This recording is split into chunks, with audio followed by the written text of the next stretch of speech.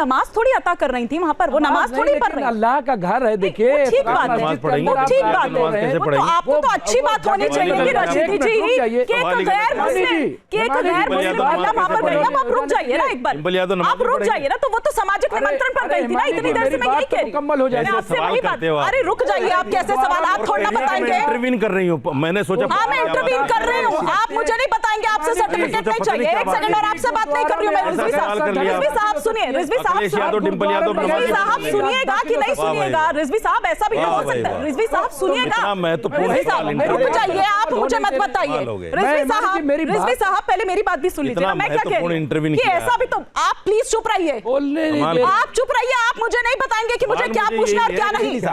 आपकी सोच ही गंदी है साजिद साहब, रशीदी साहब, आपकी सोच ये तो आप कर रहे हैं, ये आप नाम कमाने के लिए, पब्लिसिटी के लिए कर रहे हैं।